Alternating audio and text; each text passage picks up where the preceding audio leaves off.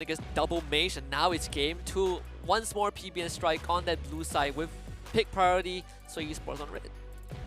PBN Strike once again. Do they want to risk the double marksman composition here? Because I felt like it was a little bit too risky.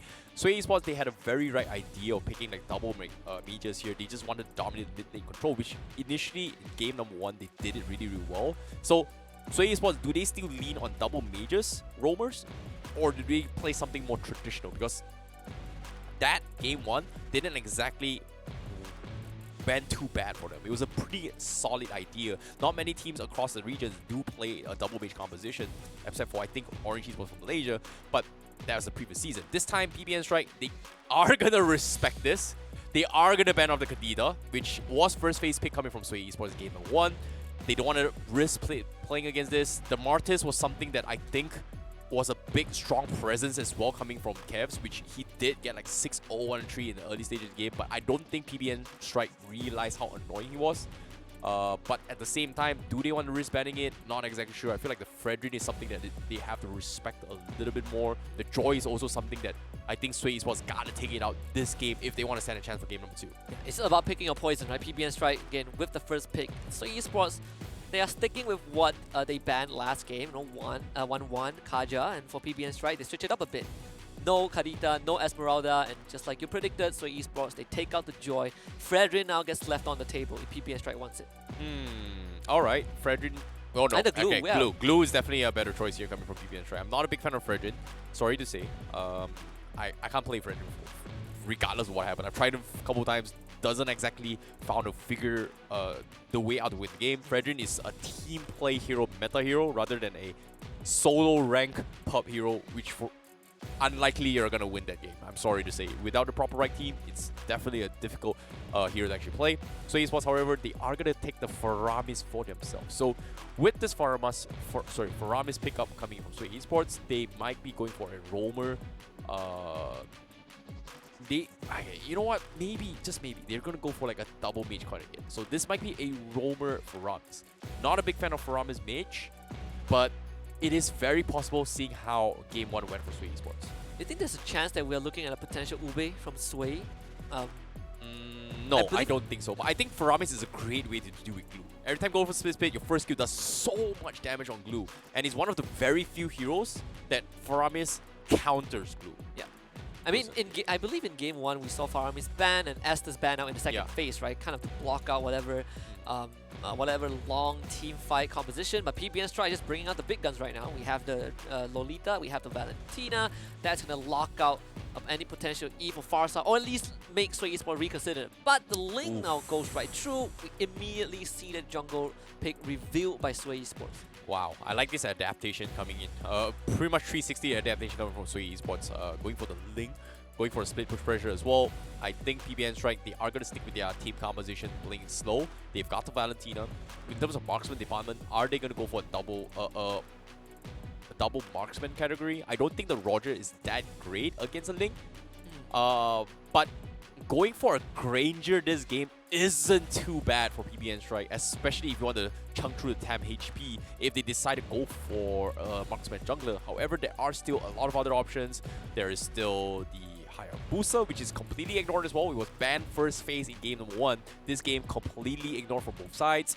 Sway Esports, I think they are just gonna respect the Roger, which I don't think it was I don't think it was a big issue. Super strong issue, but I think it's more like Sway Esports is thinking from an objective where let's just ban off all of PBN Strike's comfort heroes rather than the meta ones. Sometimes there are some teams that just prioritize comfort over meta. In this case, was it by intent, or was it really that they don't really have other choice for PBN Strike? I guess for PBN Strike right now, they might be considering another Estes ban just in case you take that potential Ube out of the way. Diggy is also a good option. Whereas for Sway, they actually they banned a Karina of all things. Definitely a very different pivot for Sway Esports. I still think the Hayabusa is left up on the table. For PBN Strike, they have a plethora of options, honestly, if they want to go in the jungle. And I think the focus right now is just to take away any heroes that would keep Sway Esports alive longer than they should in those team fights. Diggy, I still am looking at that Estes. I think it is something worth considering. Ooh, difficult indeed. But I don't think they should go for the Estes pickup. They've got the Faramis. I understand that the Diki Faramis composition, the double alt composition is really disgusting back in the days, but it has been nerfed to a certain point. So I guess taking off the Atlas is okay as well. They're expecting maybe Sway Esports would play a mage like this, but considering that right now, Sway Esports, they need another mage. But what mage doesn't give value to this Valentina? There's just not a lot. I think Kagura is pretty okay. Lunox isn't too bad as well. But with considering that there is a low leader being picked up from PBN Strike, it's hard to play this kind of composition. So they might just stick with Faramis mage and pick a side lane, XP lane, a mage, which I think Esmeralda again isn't too bad. But Esmeralda is banned out. But with the Esmeralda ban, it's... What else for a side lane? Well, I guess there is... Cho tank for now, I guess. It's still okay, but a mage side laner... I don't know, I was about to say a Xavier, but then it... No. Yeah, it's... I think Sylvana is not... Sylvana is pretty terrible in this situation. Guinevere is also pretty terrible in this situation. There's really not a lot of options in terms of mage XP lanes. I might be wrong. Damus is okay. Yeah, I think Lapu and Damus is... They didn't really have much of a choice from Sway Esports. Like, I think they have to force Faramis to play mage and play an XP lane in it, which can just completely dive the back lines. Lapu is pretty good against the glue as well. Unless they switch it out, right? Cho XP, Faramis roam, and pick a mage. Not really too much option, but well, we see the Moskov and the Amon come out for PBS, right? Lovely. Okay. We like this Hayabusa jungle, the Lapu comes through, but I'm excited to see how this Amon pans out for PBN Strike, because in game 1 it was the Roger jungle. Right now it's a completely different direction when looking at those assassination attempts. And if you can find a Faramis, that is the golden ticket. Well, in this case, based on this draft composition, I feel like PBN Strike has a little bit more of an easier composition, but because they picked up Moskov, I'm a little bit skeptical now. But Sway Esports definitely has a lot of ways to actually pull as well. They are going for a 4 physical 1 mage composition with this Faramis and the mid lane mage. Can they bounce back from that utterly devastating defeat from game number 1? We gotta find out, because as of now, PBN Strike, they're pulling up their fangs and bringing us something really new to the table to pair up against this Ling. Are we gonna be expecting an early invade? We gotta stick around to find out, because a Ling without purple buff is a dead useless Ling. In this case, we are gonna be jumping straight into game number 2. This is gonna be game number 2 of the upper brackets. One of these teams will fall down the lower brackets, and one of these teams will be heading into the upper bracket finals. Is it gonna be PBN Strike, or is it gonna be Sway Esports? Ladies and gentlemen, this is game number 2. Sway Esports, reset your mind. Look for game 3. I think game 1, just let it be in the past. Sometimes mistakes do happen, but like you said, a Link without that purple, it is going to be, torturous. PBN Strike not really putting too much pressure into trying to find that Link. They will send Leone in on this Lolita to delay that purple buff take, but Yoshichenko is going to be there to protect his own jungler. So Rizal will get his purple buff. So far, both junglers off to a good start. Yeah, and I think they have to play this a little bit safe as well. Like Sway Esports, they have to make sure that things don't get super out of hand. But as soon as I say it, Faramis Pools comes in, they get the pick of the Amon, and Sway Esports gets first blood. Not looking good for PBN in Strike. Yeah, and that's the jungler that is just absolutely unfortunate. The fact that he got double buffs and gets caught up afterwards, and of all people, he got caught up by the enemy jungler. That's a Ling. The dream opening for Sway Esports. And we saw what they could do with that snowball in the previous game. And as an Amon, you don't want to be in this position. So forcing a different pivot down to the bottom side of the map, you completely open up space for Sway. Yeah, this is going to be a tough one indeed, because as of yet, you can see Kevs. He is going to try and stalk the Amon here. He's only just hit level 3. He's 1 level ahead coming from Kevs. So this is a great opening for Sway Esports to actually snowball their way through. They're 1k ahead right from the get-go. First turtle is going to be out for grabs. There's no way PBN Strike can actually contest this. There's just no point. They are going to play it safe and farm the side lane. Bloods, however, is going to try and bully out the Brody, and that's going to be a significant amount of damage, but at the same time, bottom lane turtle, they are going to get a kick as well. That's going to be the jungler down for a second time from the side of PBN Strike, as Sway Esports Esports. They bounce back from the defeat of game 1, but they are going to try and force the issue. However, they're dropping a little bit too low. They've got a big Numenor blast coming in from Sway Esports, but it is going to be the Cho that steals the turtle for Sway Esports. Instead, missed time of the retribution allowed PBN Strike to apply a little bit too much than that fight. Yeah, just a very weird interaction as well. Sway Esports ate all of the big ultimates. I believe walked out with the turtle nonetheless. So PBN Strike didn't necessarily found what they were looking for. Not much kills. BUTWHY just uses his ultimate.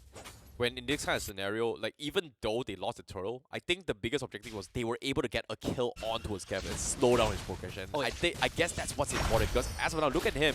He's getting pressured by a glue in the purple buff, and this is a lot of space being created to buy time for Rizal to get some sort of recovery coming from PBN Strike. And obviously, as soon as I say that, Rizal now gonna get kicked. He's gonna make a run for it. However, Break Even is gonna be left-handed as well. They're calling in the Faramis to actually help a little bit, and they are going to be able to disengage with a couple of battle spell being expended. PBN, however, going to be going for the aggression. Cavs get scouted as well. That's going to be half HP coming in, but is it worth it? Do they have the tools to kill him off? I don't think so. Harambe, Harakski going to be popping the ultimate as well, and that's going to be a completely whiffed shift and rage coming in. Raisho, however, still has ability, and he baits the count altar. This is huge for PBN Strike. Yeah, and they should know that Rizal actually didn't have that endless shard. It's just the preemptive measures definitely used very early on. And Nanami able to get a couple extra gold down the bottom lane. Rizal now has found BUTWHY, this time with no call ulti. It's an easy kill, but they might trade him back, and Kev gets a pick off once more. This lane continues to snowball. Oh, it's a little bit slow on the stolen count out coming from Yujichenko, but at the same time, they've got 1-for-1. Sway Esports, they're a little bit panicking right now. They don't know where they should be focusing, considering how much damage this Amon can be doing. Numenor Blast has been expended to try and zone them out. They force out the flicker of a low scars. And Sway Esports looking to set up for the Lord once again, but as of yet, PBN Strike, they're making sure that this Moskov is having the time of his life, but little did they know, Bloods and Zali, 0-0-0 got a full healthy chunk off the gold plating up top, and this time he is going to try and engage the turtle, try and force Sway Esports for this upcoming battle. And Sway Esports going to be calling in the link. He has a turtle buff. The HP of the turtle is relatively healthy as well. They've got all the time in the world, but it all comes down to who makes a first move. Very, very important for Sway Esports. So far, they're not able to get much space, and you see Nanami just buying as much time as possible. The turtle down to just 4,000 health. Haroski on the side. Kevs looking as well. The actually turtle gets resetted, of all things. No kills though. Numenor Blast channeled very early on, but Leone, his team's not there to follow up. Rizal now is going to be in the brush, but unfortunately pinned up by multiple people. They're going to go for Love Scotty. Endless shot. Good execution right there on the Brody.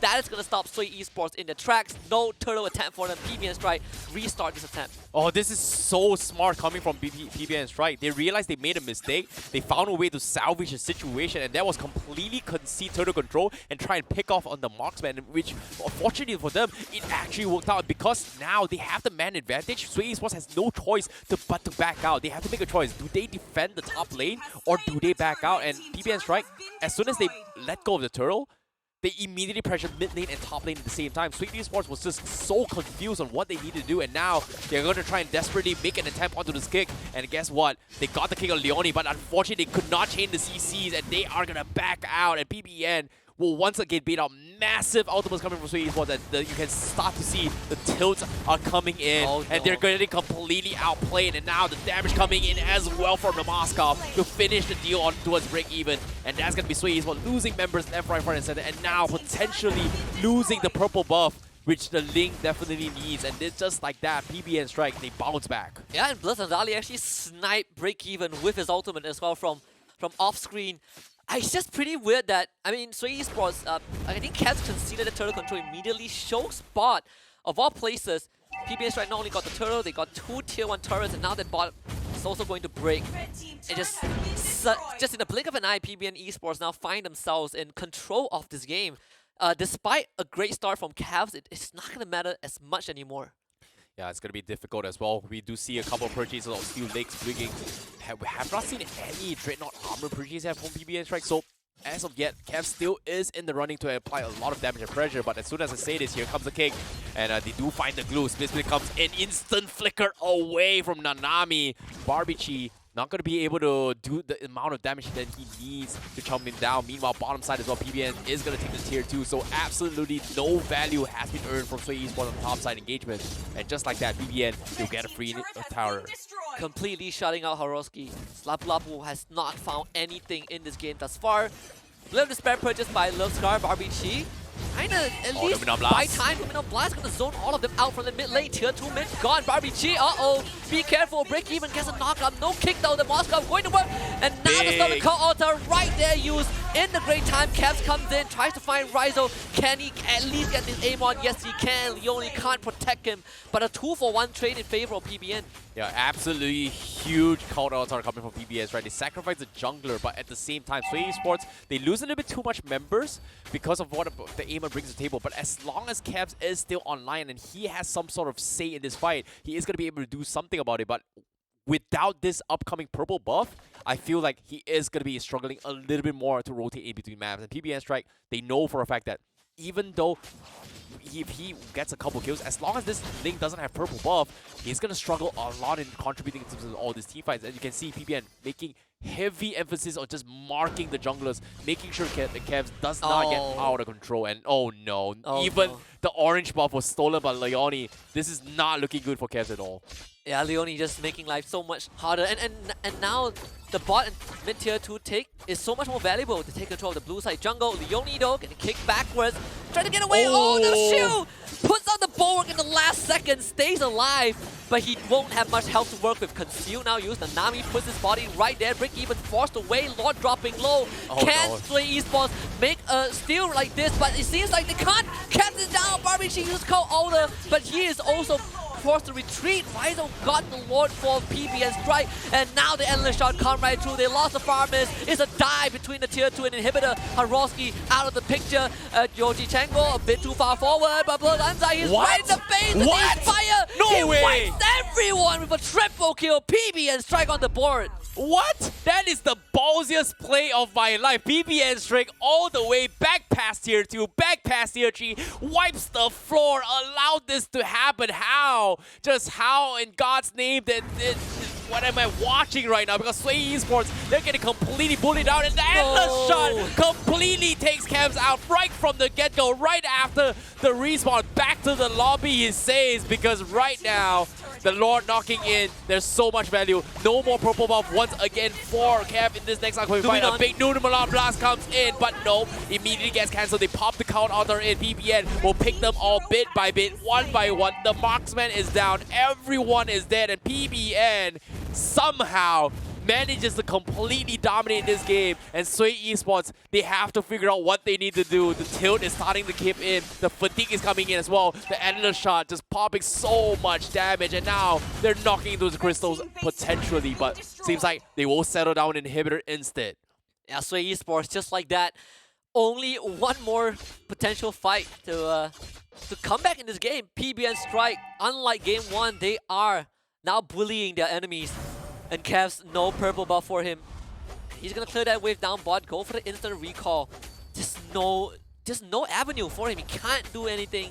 Plus Anzai is an absolute truck right now. 4-0. Oh, they got the kick right now. Leone, important target to go down. Has the flicker, can't use it. 30 seconds without the Lolita. Oh, that's not exactly the most ideal target, but it's still something if they want to bounce back. They're like 10k economy deficit right now compared to PBN Strike, and because of this they need to find a way to bounce back. And even though it's only 11 minutes of the game, if they can somehow drag it out towards the 18-minute mark, I don't think it even matters as well, because Brody is gonna get completely outscaled by Bloods and Zali, which as of now, with that 4-0 kill streak just now, he's pretty much outscaled already, and it's gonna be very, very difficult unless they find a way to kill him off. It's gonna be extremely difficult to actually make a comeback right now. Cavs, I think, finally got his purple buff. Uh-oh, they found Ryza and Zali the kick. Very, very crucial one. They take out the aim on. Blood and Zali now has the stolen call altar with Fimmo, the stun. And the Nami from the corner, they found the Lapu. This is probably gonna be the end. Love Scars can't get out. Blown out by Blurs on Zali. He is absolutely unstoppable. 2 prime kills going over the PBN strike. Cavs just needs to cut the wave and get out of it, but the top wave is stacking up, and Nanami, he's gonna push out that cannon min, and Cavs shows up, but Leone is gonna flicker forward, get the stun off. Cavs force away the base in danger, plus Anzai starting to do a bit of damage. Break even doesn't have the ultimate. Barbishi walks out forward, they get a knockout, but the Crystal in danger. Nanami putting his body forward as the tank. Tempest of Play comes out from Cavs. They get the shutdown somehow. Plus Anzali can't stay alive. Oh, the save is still there. The defense is strong. They lose break even, but Sway Esports refuses to go down. And it's Cavs' time to shine. Yodichenko falls 3 for Sway Esports. That is huge. The one time that Kev's got his purple buff, he finally made it count. And that's exactly what they needed, because PBN Strike, they overcommitted their stay. They got the right targets, but the biggest threat here is gotta be the Link, the saving grace. But with the Lord up for grabs and Raijo is still in the vicinity, what they do, because as of yet, he's been a matchup against the Lapu. Lapu is dropping a little bit too low, but the Lord is gonna be taken down from Sway Esports. We're looking at a potential comeback, and this is Sway Esports finally finding that opportunity that they have been eyeing for. But now, let's take a little bit of breather here to figure out what they need next. Because based on itemizations here, you can see Love's cards is starting to build up a little bit more stack. But eventually, the biggest threat is still gonna be the Link here. Kevs, as long as he hits those huge Tempest Blade on towards Anzali, there's nothing much he can really do as this Moskov. So they really need to find the right target. However, with the Way of the Dragon coming in, and Nanami gets sent back, but he's too tanky. He can't go down. Bait him with the blast coming through. Hitting on the 3 of them. And Blood Anzai completely left to do whatever he pleases. Yodichenko gone. Oh, no. Can't even get a kill. He steals the king. What an absolute madman. Sway Esports sent packing 3 dead. PBN Strike looking for the end right now. Barbichi against Lilscar. That is the only thing that stands between PBN Strike and the 2-0 sweep. The Lord is pushing up top, but it would not matter if this Crystal cannot hold on. Barbichi, he tries to buy time, but there's no more time. PBN Strike right through the jugular, and it's a 2-0 for the Indonesian representative. what a play. Yudichenko, what a kick, what a catch. His counter turbo stills has been on point. His Way of the Dragon kicks has been on point. What a convincing 2-0 against Sway Esports. Indo Pride,